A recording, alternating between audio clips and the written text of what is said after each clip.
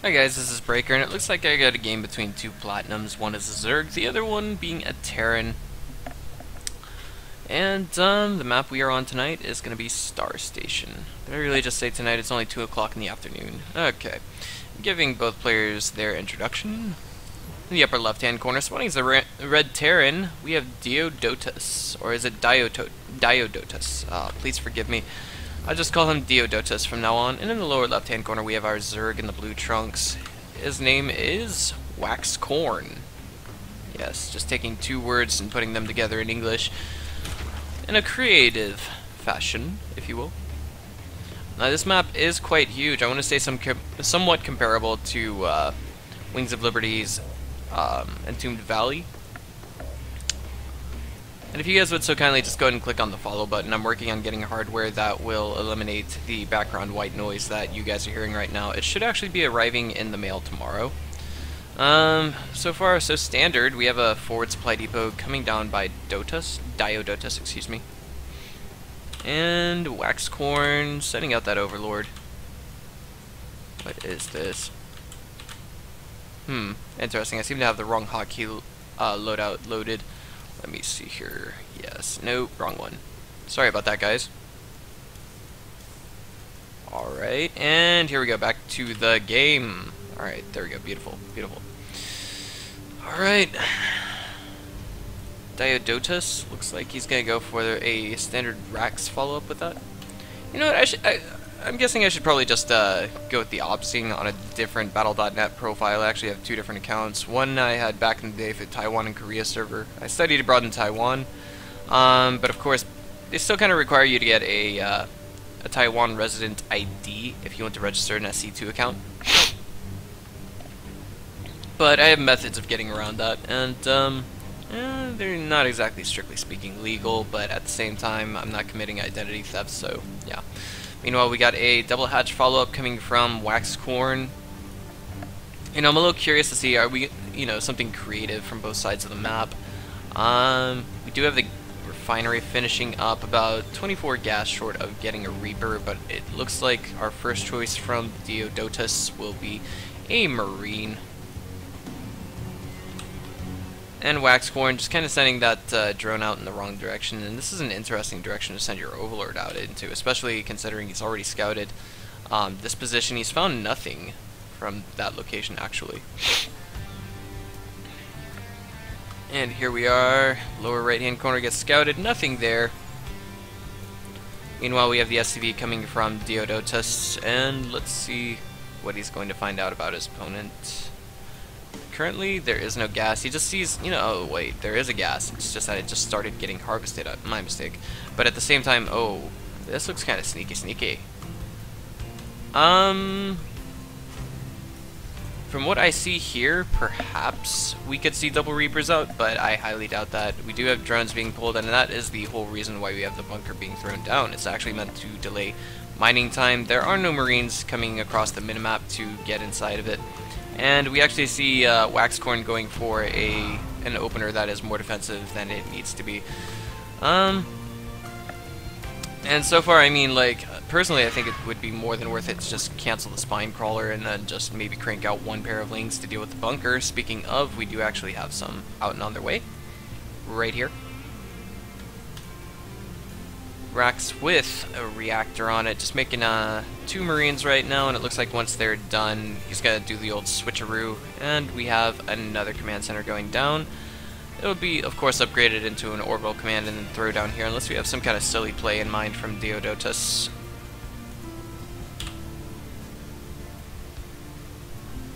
Looks like this drone moved out for something, but I can't tell just what yet. And right now we actually have Waxcorn in a completely blind position. This is the ideal time that you should be sacrificing an Overlord as Zerg to find out just what your opponent is doing. We have another factory going down from Diodotus as well. This is leading me to believe that we are going to see more than likely what's the word I'm looking for? Basically a good deal of Hellions in the beginning, maybe some Hellbats eventually. Hellbats eventually, yeah, it sounds like a good assessment. And it looks like the Lings were actually successfully able to kill another SCV, bringing it to 2 workers killed the entire game. not too important at this stage, but you know, Waxcorn definitely having a definitive economic lead right now. This is just one example of how going barracks, factory, and then orbital command can actually hinder a little bit of a Terran's macro. Of course, he's still continuing to crank out SCVs, but at the same time, he really needs to get those mules out. One racks into orbital command, I think, is more than an acceptable opener.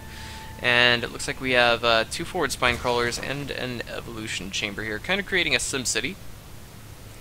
In case you guys didn't know, I believe these spine crawlers have shrunk since the beta. The whole reason why they were so big back in the day was to actually prevent lings from running through them.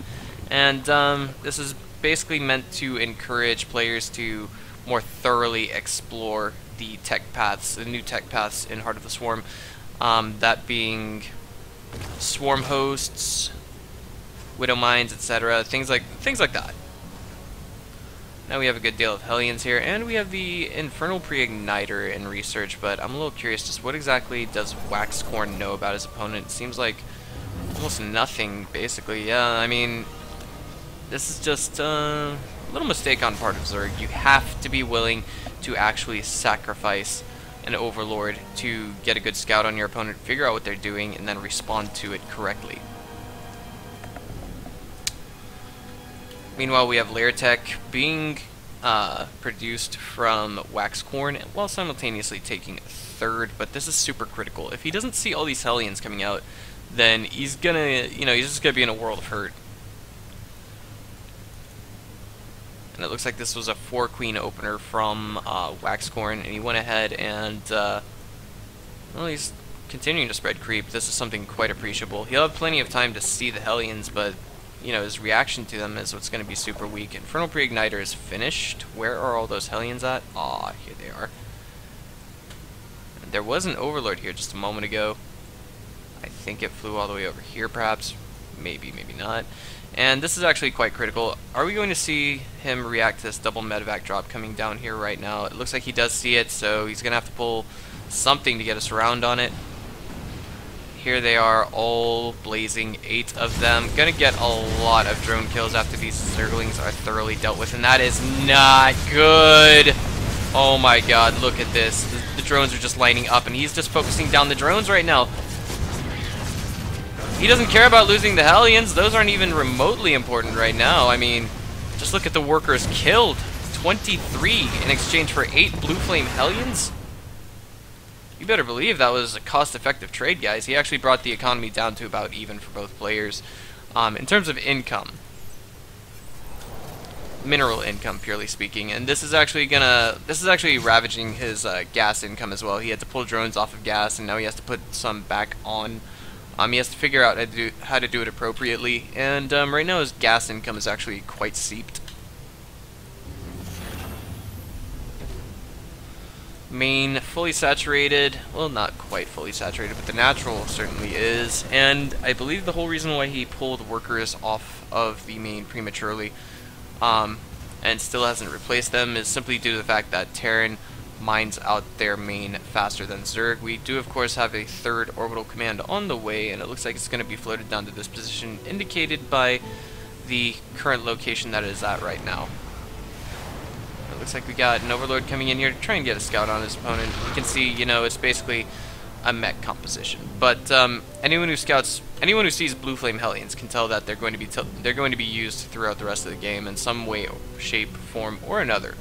And these Vikings going to come in and do a lot of Overlord hunting, but it looks like we have Waxcorn just basically opting to pull those back defensively right now. He hasn't pulled this one back just yet, which is okay. Behind this we see Spore Crawlers going down. Are there any others?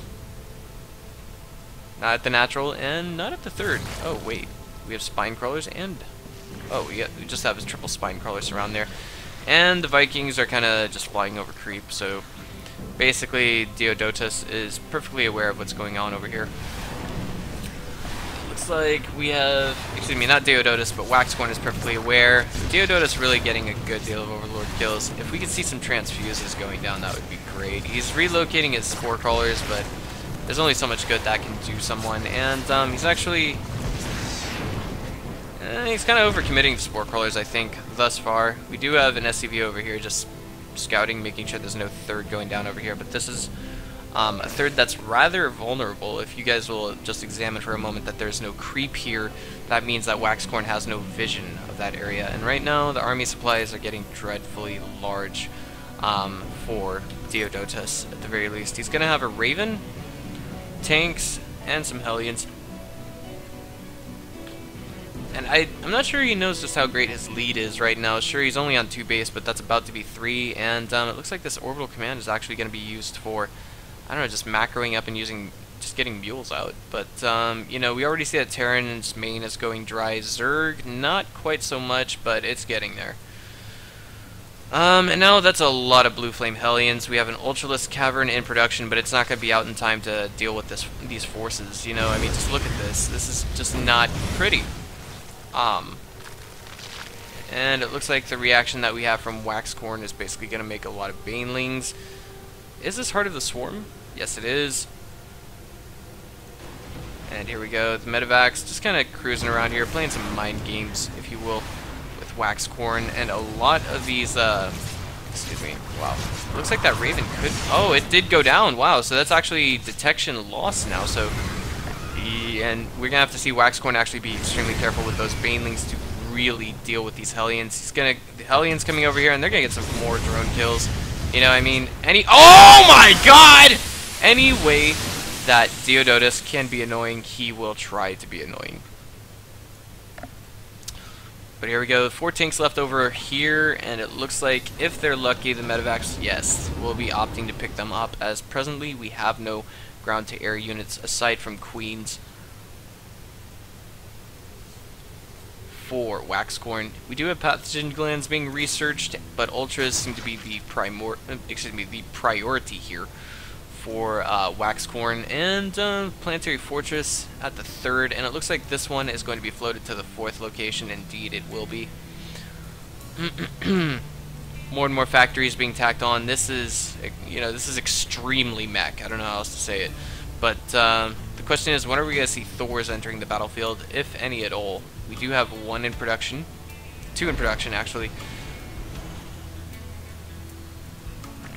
Ultralisk Cavern way over here. We don't have chitinous armor being researched just yet. And if we check the gas income right now, we've got lots of scans going down on the main of Zerg, you know, just trying to figure out what he's up to.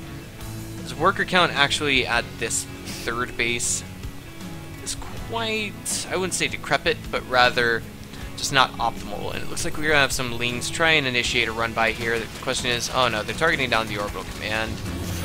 Finally they're gonna get some mule kills.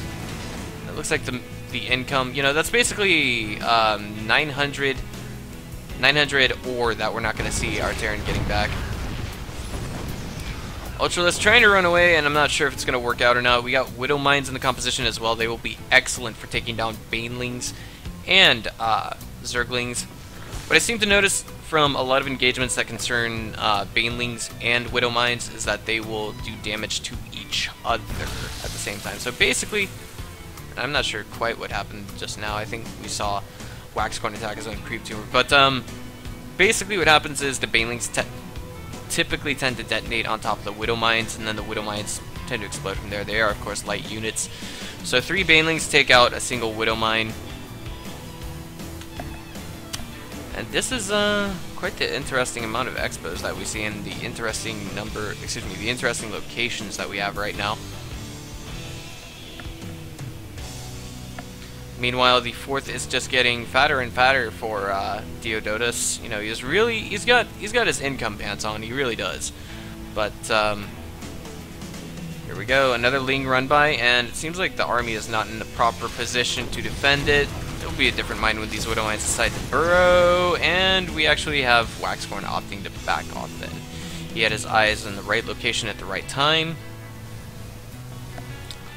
And his main army seems to be pulling back towards the natural. There we go.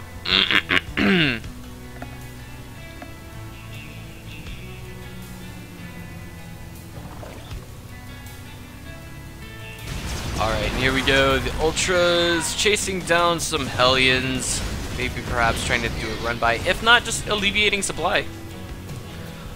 Basically, you know, Diodotus, if we see the level of supply that he's at right now, it's 188 out of 188. He's almost 200 max, but he's continuing to crank out more Hellions. I'm not entirely sure what his what his line of thinking is behind this. He's got 7 Hellions altogether. Getting drilling claws for his Widow Mines means they'll be able to drill faster and attack sooner. And finally, we have Hellbats out on the map. So, oh boy, here we go. This is gonna be huge. Oh my god, the Ultra's going in. They're just getting waffle stomped left and right. But the Thor looks like it may fall. Yes, it will. And the Ultra's coming in here to clean up these tanks relatively soon. And now none of the tanks can really attack them because they're all just too close. And the last Hellion gets dealt with. Yes, just gets shooed away. It's like, oh, Hellions? Oh, okay, yeah, I know what that is. Let me deal with that real quick. More of them coming in and just kiting the Ultras here non-stop. It looks like their goal right now is to pull it into the Widow Mines, these 3 over here. And once they... they're gonna kill the Ultra, basically. Oh, yeah. And right now it looks like the Lings... Oh my god, here we go. They're trying to waste a shot on the Widow Mines, and they do. And now they're taking down the Widow Mines, and they are going to have a window of opportunity to deal out some real damage at the 3rd. There's only a handful of Lings left, but they are doing a lot of damage where they are right now, and the question is just what on earth do we see from Diodotus? He's not really reacting to this. It's almost as though he's AFK. You know, he's macroing up, he's queuing up units, and right now the amount of workers that we see getting killed by Waxcorn is absolutely absurd. This is really taking down the income of Diodotus. And it looks like this orbital is in some danger. It could burn down if we see Diodotus not paying enough attention to it. Okay.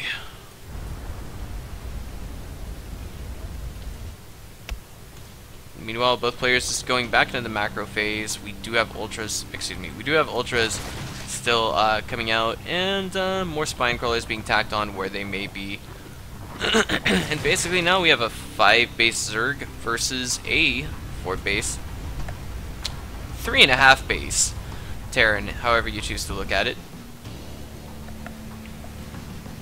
Planetary Fortress, you know, just still holding there strong at the 3rd.